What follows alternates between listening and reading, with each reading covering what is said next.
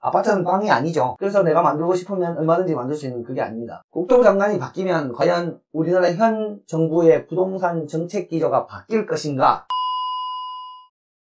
지난 3년 6개월 동안 이제 국토부를 이끄셨던 김현미 국토부 장관께서 자리를 물러나고 변창흠 현 LH 사장께서 국토부 장관에 부임을 하게 됩니다. 최근에 정부의 지지율이 많이 떨어졌죠. 서민들의 입장에서는 의식주 중에 하나인 주거난이 발생했다는 부분에 대해서 영향을 주고 있었던 것이 아니냐. 그러면 그 주거 정책을 가장 서두에서 끌고 온 국토부 장관 역시도 정말로 급박하게 변경을 했습니다. 지금까지 3년 6개월 동안 이제 국토부를 이끌었던 김현미 국토부 장관을 필두로 24번의 정책이 발표가 됐는데 그 정책이 실패를 했죠. 결국 집값을 잡겠다라고 한 정부가 잡지 못했기 때문에 실패를 했다라고 평가할 수밖에 없는 것이고요.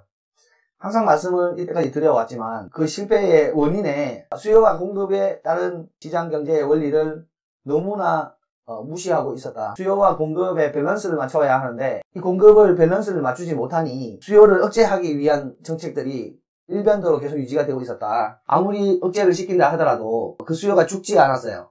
그 상황에서 공급이 해결되지 않으니 가격은 올라갈 수밖에 없는 부분이고 이 가격이 상승하는 부분은 결국 더 많은 수요를 불러일으키게 되고 시장 경제 논리상 수급의 불균형이 일어나면서 걷잡을 수 없을 정도의 물가 상승이 전국에 걸쳐서 일어나고 있습니다. 김현미 국토부 장관 물러나기 바로 직전에 아주 멋진 명언 하나를 남겨놓고 갑니다. 이 말을 했죠. 아파트가 빵이 나면 제가 밤을 새워서라도 만들겠다. 이 말 한마디에 주택에 대한 수요 공급의 원리가 깊이 들어가 있어요. 아파트는 빵이 아니죠. 그래서 내가 만들고 싶으면 얼마든지 만들 수 있는 그게 아닙니다. 정책을 정하고 개발 계획을 잡고 그래서 아파트를 짓는데 적어도 3년, 길면 5년, 10년도 걸리는 이 부분은 향후에 계속해서 유지될 수요를 감안해서 계획을 하고 관리를 해야 되는데 그 부분의 균형이 이번 정부에서 완전히 깨져버렸다라고 말씀드릴 수 있는 것이 아닌가 싶어요.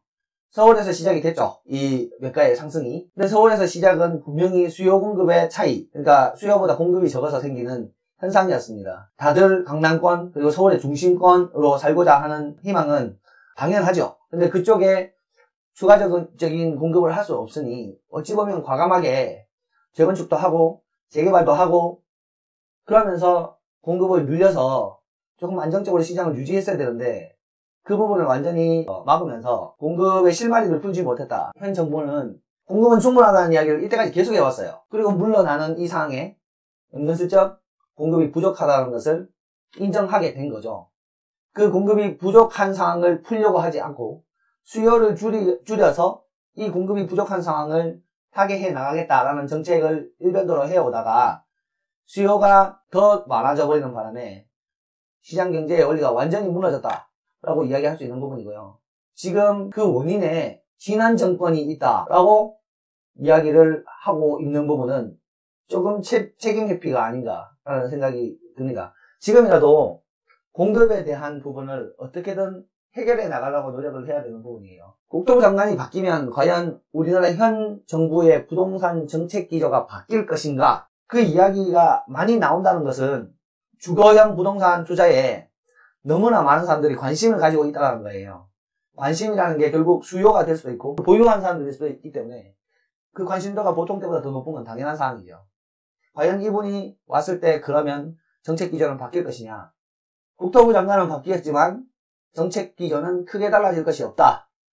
그대로 유지될 것이다. 이분의 과거 이력과 이분의 과거에 했던 이야기들이 현 정부의 정책 기조와 너무 일맥상통하고 있다는 거죠. 학력으로 봤을 때는 뭐 더 말할 수 없는 엘리트였어요. 서울대학교를 나왔고 또 석사과정을 도시계획 쪽으로 했고 도시계획 쪽으로는 학자님이신데 서울시정개발연구원의 부연구위원으로 재직을 했어요. 요 기간 동안에 함께 근무한 1999년부터 2003년까지 함께 근무하신 분이 결국 김수현 전 실장입니다. 정부주택 정책에 대해서는 김수현 수석하고 같은 방향을 보고 있고 이해도가 같은 정도의 수준이다 라고 이해를 할 수밖에 없고요.